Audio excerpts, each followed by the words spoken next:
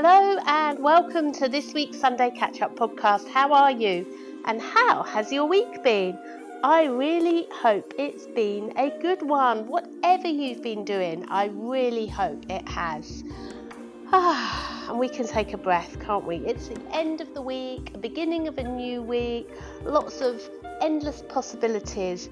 And this previous week, wow, I have had the most amazing week. It's been absolutely brilliant here in India, and I can't wait to tell you all about it. I don't know if you've been seeing my little posts, stories, Instagrams, YouTube videos, where I've been sharing our experiences, and there's going to be lots more coming out over October, and it's been really interesting. So let's just back to Sunday, because I did the Sunday Catch-Up podcast last week, if you remember, and I was late because we were going to the Golden Temple.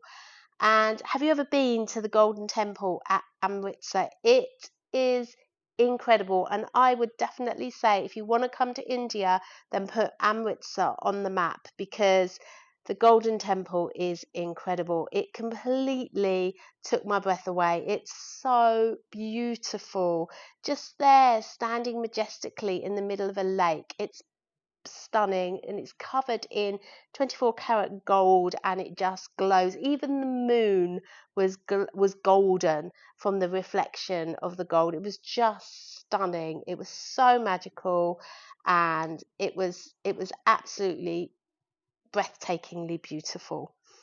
I think it's up there. I think there's 3 places in India that are up there for me. One was obviously the Taj Mahal, which is amazing and beautiful, and the Dalai Lama's temple was great, different reasons, but the Golden Temple is definitely up there on the top 3 magical places in India to go to. And it wasn't just the temple, it was the whole community, because they have this langar, which is where you food is given away to, like, it can be up to 150,000 people on a busy day. Every day they feed over 50,000 people, 100,000 people. It's incredible, for free, and it's all done by volunteers who want to serve the community. And we had a look round, and honestly, it's just an amazing place. Just how everything happens, and it just seems to flow so well. And the way that the people came in, they ate, they left, they cleared up. While they were clearing up, another hall had been prepped, in came the people, then those other people left, they cleared up, and so on, and it just literally flowed. And we had such a lovely time going round, seeing where they cooked the chapatis, where they cooked the chai, where they made the chai, where they did all the dal, and it was just incredible. We just had the best time, and of course I wanted to do something, and so I had a choice. I could serve food, I could make chai, could do anything I wanted to do, and I chose to sit with a group of women and make chapatis, which, to be honest, gave them all a good laugh, because I couldn't get them round. So I don't think I was much help, but it was really good fun, and I really enjoyed it. And I think the other ladies did, and they were like singing, and it was just beautiful. Honestly, it was beautiful, and it's well worth a visit. And then they do a ceremony every morning and every night, where the last guru, the 11th guru of Sikhism, is a holy book, and they bring it out into the temple every morning, and then they put it to rest in the evening, and there's this beautiful ceremony that takes place. And so to witness that was absolutely wonderful as well, and really enjoyed it. So yeah, it was great. Thanks to Ajit driving us all the way there from Delhi. You can hear it. It was It was amazing, absolutely beautiful. And I didn't know that Ram Dass was a Sikh guru. I didn't know that. And I love his wisdom. And he actually sat under a tree, and that's how Amritsar was born. Fascinating that he was sat by the side of the lake. And I was told that it was a natural lake then, but it's not anymore a natural lake, but it's a beautiful lake. And yeah, really beautiful and lovely. So there we go. That was at Amritsar. That was Sunday night. And then we left Amritsar on the Monday and we went to somewhere called Chandigarh. Again, don't know if you've been there, but it was the first, oh gosh, what's that word? It was the first planned town in India, and it's really orderly and the roads are really straight. It imagines like it's on a grid, like it is in LA, like it is in Milton Keynes, and it was just very orderly, very green. The where we were staying in the 8th sector really reminded us of Santa Monica. It was very Western. It was really nice, and we stayed in this really interesting homestay where the guy was an actor in the 80s, and he had this massive house that he rented his rooms out, but he collected art, and so it was like an art gallery, and we felt so at home there. It was so immaculately clean. It was just a beautiful homestay, and we absolutely loved it. Absolutely loved it, and it just felt so nice.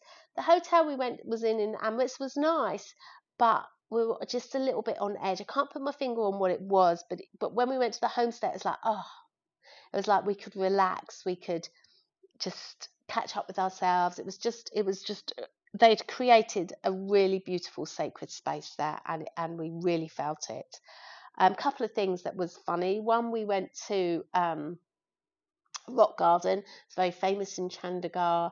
Wasted on us, completely wasted on us. Amazing what this guy achieved, but we didn't get it. But anyway, there we go. I just said it out loud.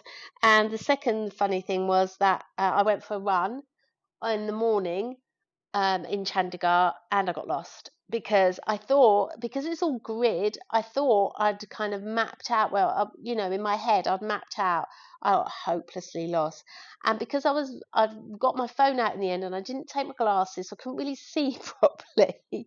And I was running faster than my phone, so I just kept going round in circles. I tried not to panic, and I didn't panic, just a bit of reassuring, a bit of praying to the angels, please help me to find my way back. And eventually I did. But it just meant that I nearly did 5 kilometres just going around in circles trying to find where we were staying. It was very funny, really funny. And then Ajit, our lovely driver, drove us to Kalka to do a dream come true, which is to get the toy train from Kalka to Shimla. And Shimla is a hill station, and I've actually written have I written a blog on Shimla? No, I've done a YouTube video about Shimla that will be coming out over the next couple of weeks, about Shimla and the history of Shimla, and really interesting. And do you know what? I might have written a blog about it. I can't remember now. Anyway, it doesn't matter. You'll see it on the soulcoach.com/blog if I have, or on YouTube, as I say. But Shimla is the British used to come there to the hill station Shimla for their holiday, and so there's a lot of British architecture, and it's just perched on a hill, and it's got this real charm to it. And so we wanted to visit, and we did. We got to the train station. We got on the toy train. It was 5.5 hours. It was long, but it was really nice, beautiful countryside. It was just a really nice trip. The funny thing is, though, we'd been on it about 3 hours, 4 hours, and I think then the countryside was getting really interested, and we both fell asleep. So funny. But it was magical and it was great. And then we stopped off. There was one station where we stopped for 7 minutes, and Will and I explored and we had a laugh, and I had some chai. Did you have some chai? Can't remember if Will had some chai. No, he didn't have some chai. He wasn't that adventurous. But I had the chai and a samosa, and it was really, really good. So if you ever come to India as well, I would definitely recommend Shimla. It was really good, and getting the toy train as well is a really good fun experience. I definitely would recommend doing it in the first class carriage for sure. Um, and then when we got to Shimla, our instructions, because we were staying in a homestay again, our instructions were to get a taxi, but to when we got out of the station, all the cars that were collecting people were backed up down this like slope, and there was no one getting out till the first person went. And then when you got out, there was a massive queue of traffic. And we were like, there's no way we're going to get a taxi. We couldn't see like a taxi stand or anything. So I had hardly any battery left on my phone. So we ended up walking to our homestay, which was about 3.5 kilometres away, which as I run nearly 5 kilometres, I thought we can easily do that. But because obviously we had been on the train, we'd been up early, we'd driven from Chandigarh, which isn't that far from Kalka, it's about 50 minutes. We were really tired, and I had silly shoes on, so I had blisters on my feet. Anyway, I'm not doing the whole poor me because it was great fun. It was a massive adventure. The funny thing was, though, Ajit drove to our homestay. He was nice and settled and was all happy and everything else. He didn't know we were walking. They all wondered where we were. But we managed to remember that we could charge our phone up with our gimbal, which was so handy. Will remembered that. So that was good. At least then we could get the map out to know where we were going. It was really good. But what was really funny was we were walking in the road, because India's not very good with paths sometimes. Then we found a pavement, and then when we were driving back through to come out, we could see that there was a path, which we completely missed, and it just made Will and I chuckle. But so that was Tuesday. Then on Wednesday, our host in our homestay as a tour guide as well, and so he took us on a walking tour all around Shimla, and he got us a taxi just up the road. I think it was more for him than us. But anyway, it was very sweet of him to get a taxi. And then we got a lift up to the main Mall Road where all the shops and everything was. And he walked us around Shimla. It was such a nice day. It was really calm. He's such a beautiful person. He's such a kind soul, and he was really great. And he took us all around Shimla. He took us for coffee. We had a chai. He showed us all the buildings and everything, and we've captured that on YouTube, as I say, so you can have a look at there. I think it's coming out next Tuesday. It's on the I think that's coming out soon. I think the Golden Palace is coming out this week, which is like the 7th, and then the Shimla one's coming out the week after. And we really enjoyed creating those. They're really nice videos, and we're learning, we're practicing, and it's a real challenge, but it's really fun, and we've been enjoying putting all these videos together. So that was fun in Shimla. And what was great, we stayed in Shimla for like 3 nights, and Savatage, the host's mama, she made us food for breakfast and in the evening, and I think it's one of the best foods that we have had in India and at home for Indian cooking. It was delicious, and we were so lucky to be able to taste her food. It was so good. We had this like date dish. Oh, it was just incredible. So we were thoroughly spoilt, thoroughly spoilt with the food for breakfast and an evening meal there. Wonderful homestay, and I could thoroughly recommend it if you ever go to Shimla. And then on the Thursday, so we did the tour on Wednesday, which was really great. And then on the Thursday, we had a catch-up day. We had an admin day. We managed to walk to the mall again, and we got a coffee. And then we walked back. And little funny story that happened that day. So we opened all the windows in our homestay. It's at the top of a house, and Will's lying on the bed. Think he was doing some work or something. I can't remember what he was doing. I think he was doing some work because. And anyway, he looked up, and there's a monkey, like right near the window. He shot. I was in somewhere else, and he shot up off the bed. It's like Carolina or Nenen, as he calls me. And it was like, oh, and so he closed all the doors. I don't know if this monkey would have come in. Anyway, we decided to shut all the windows because we were just worried in case the monkey did come in. And then the monkey came round the side and was just like staring at us through the window. It was so funny, and it kept opening its mouth and showing us its teeth. They were razor sharp teeth, and we were laughing because he was just like literally watching, like we're on the watching us as though we were on the TV. It was so funny. So yeah, that gave us a bit of a laugh. So that was a Thursday. We got loads done that day, and it was so relaxing. It was so clean. It was such a nice homestay, and because it was up high as well, we're surrounded by trees, and yeah, it was lovely. It was so nice. Felt so rested. And then on Friday, what we're doing is we're leaving Shimla. Ajit is driving us, and we're going to Varanasi. So it's quite a way, but first we are going to stop at Dehendran. So what we have to do, we don't forget we got the train up the mountain, but now we've got to drive down the mountain, and I didn't even give it one thought in my plan that it was going to be an issue, and it wasn't good. We were both flying around the car. We both felt ill. It was absolutely horrible. Ajit is really like slow driver and really careful. But for some reason, he kept speeding up on the bends, and it was so bendy coming down this mountain. Oh, it was horrid. It really was. And Will and I have kind of vowed that we're not coming down a mountain road or going up a mountain road again.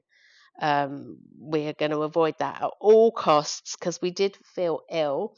But we soon forgot it because we got to Dehendran and we met up with Boopy. So if you remember, you might remember we met Boopy in 2019, and he was a waiter in the Maldives in a guest house that we go to on a local island in the Maldives. And we bumped into him. We didn't bump into him. He was at the guest house, and we met him. And he's a young man with just got married, was expecting a baby, and we just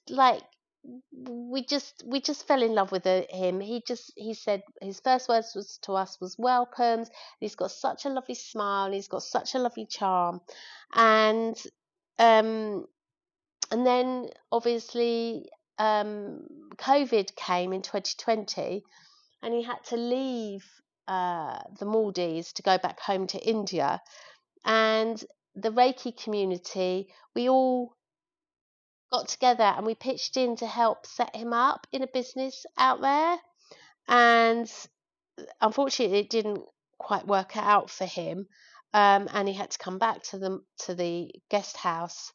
And we met him a couple of times, and it's just really nice. Anyway, he's now set up business, and he's come back home. He's got 2 babies now, and he is living in Dehendran. And because it's on the way from Shimla to Varanasi, we stopped off and saw him, and we spent the evening with him, and he was so sweet, and it was so nice to see him. And we met his wife, and we met his 4-year-old daughter and the little 8-month-old baby, and it was just absolutely wonderful. It was so nice.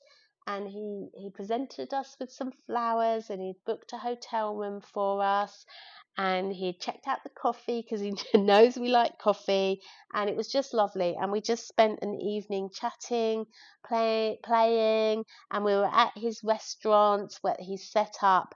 And I've created a little reel about Boopy and his story because it's so inspiring, and he's done so well. And it was awesome to spend time with him and to see what to see the man he has become, because it was like he's 33 now and he really has become a man, and it was just so nice. It was so nice. He was really sad for us to leave and didn't want us to leave, and we didn't want to leave, but because it's just such a big road trip we're doing, we had to crack on. So we left early the next morning, but it was lovely. It was so nice. But Will and I both enjoyed it, and it's really nice getting to know his family. And his brother was there. The last time we went to the Maldives, his brother was there, and so he was working with Boopy as well. So it was lovely. It was really nice. So Saturday morning, yesterday, we drove to Rudapur because now we're on our way to Varanasi, which is another dream to go to, is Varanasi. And we are now driving there, but it's about 800 kilometres. So we are stopping off in two places. The first one was Rudapur, and we actually, it was a really nice hotel. It was a lovely hotel there, and we really enjoyed it. It was very relaxing. It was really nice. But the trip, honestly, so we left Dehradun and we went to Haridwar. Now, we went to Haridwar on one of our last Indian trips. And we loved Haridwar. Will had the most amazing, well, we both had the most amazing time, but it was one of Will's favourite things to do, which was the arti at Haridwar in the evening. But we were going in the morning, and I wanted to record the Ganges for a meditation. So anyway, we turn up in Haridwar and it's frightfully noisy. It's frightfully busy. And Ajit takes us to this bridge, and the Ganges is pretty much like there was no water. I have no idea why there was hardly any water in this river. Where we went before, it was really full. They've just had 3 months of rain, so I didn't really understand what was going on. There was loads of people in the river digging up the river, looking like they were panning for gold. Obviously, they weren't panning for gold. I don't know whether they were panning for gems, money. I don't know what they were doing.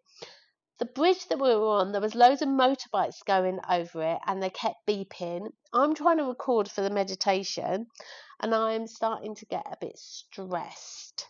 I could feel it coming over me. Will noticed it, and he was like, "It's okay." He was like starting to reassure myself, and I could just feel myself getting like irritated. And I'm like, "It's okay." And then I was like, "Right, I'm going to give up on this idea. Let's go for coffee." No coffee here. No coffee here. Ajit had said there was coffee there. We'd got coffee before, but anyway. So I was like, I have a choice here. I can either get irritated and carry it on throughout my day, or I can do Ho'oponopono. So I did Ho'oponopono. I did my mantra in my head, and I snapped out of it, and it was all fine. And it was just one of those things. I recorded it anyway, and it was a perfect moment in the imperfections, because of some reason, which I can't even think of a reason right now. Maybe it was just the lesson was that I could know that when I do my Ho'oponopono, thank you, I'm sorry, please forgive me, I love you, it literally changed my state. So maybe that's what that was, a proof that that could happen. And also another lesson that the peace is within. But it was early in the morning, and I don't know, it was just one of those moments. It just wasn't happening for me. But anyway, it was what it was. So we got in the car and we drove to Rudapur. And the motorway was really busy. And I think I must have fallen asleep, because when I woke up, Will said, "You never guess what? Going down a motorway, there's a blooming car come down our side of the road." the opposite direction, if you get what I mean. Like, honestly, how scary is that? And we've seen that happen in India time and time again, where we're driving in one direction and then a car is coming towards us on the same lane but going in the wrong direction. It's really, really scary. So I'm glad I missed that. So anyway, we got to Rudapur. We had a really nice time, and then we woke up there this morning, and guess what? It's Will I Can's birthday today, 5th of October. Happy birthday, sweetheart. It's lovely to be spending it here with you. And when we got to the hotel last night, they said, "Oh, it's Sir's birthday." They'd noticed. How cool was that? From his passport, they'd noticed. And then they said they were going to do something in the morning. And Will, he doesn't like a fuss. He says he's the back row boy and he doesn't want anything. And I'm like, oh, that's really cool. I wonder what they're going to do. Anyway, we go to breakfast. Nothing. There was nothing there. So it doesn't matter. Will's happy because there's no fuss or anything. And then we get to check out. Oh, they said, "Please, sir, they said, "Happy birthday, please, sir, take a seat." They've got a cake for him. They wished him a happy birthday. Ajit came in with some flowers, and it was hilarious. It was so funny. So Will I Can got his birthday cake, and he blew out some candles, and they lit his cake. I sang happy birthday. He then blew out the candle, and then they started singing him happy birthday.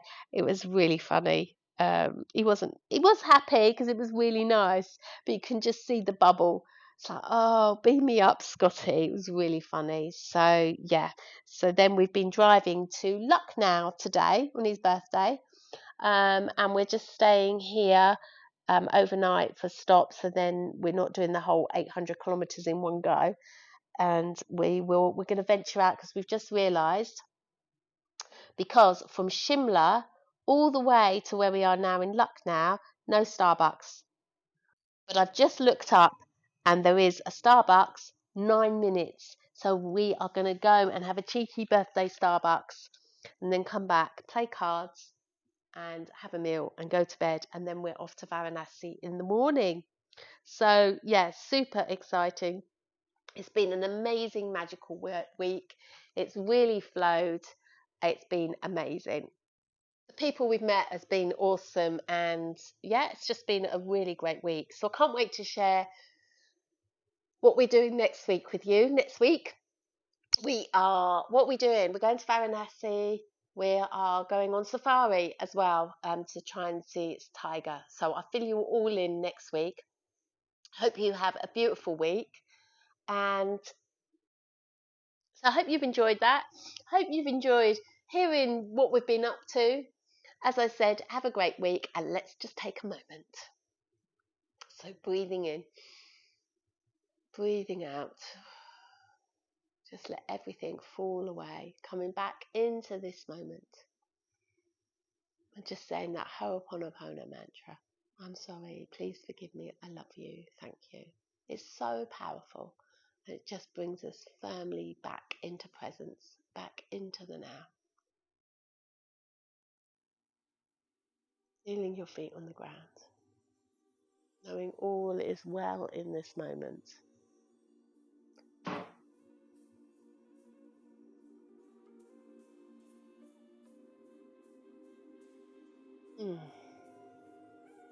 Feel yourself coming home to you.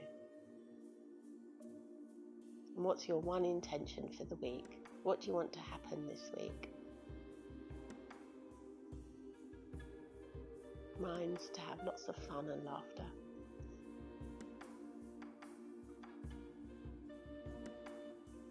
Thanks for listening. Take care. Big hugs, and sending you lots of magic.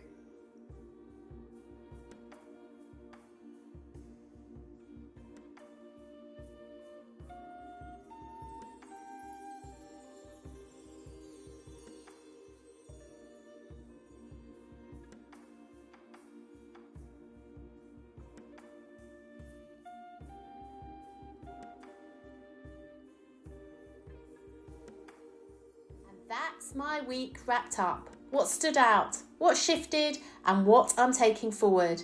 Now it's over to you. What moments shaped your week? What inspired you? Let's keep the conversation going. Come and connect with me on @thesoulcoach or YouTube and let me know your thoughts. If this episode spoke to you, feel free to share it, tag me, or send it to someone who might enjoy it too. See you next week for another reflection. But until then, take care, stay present, and keep journeying within.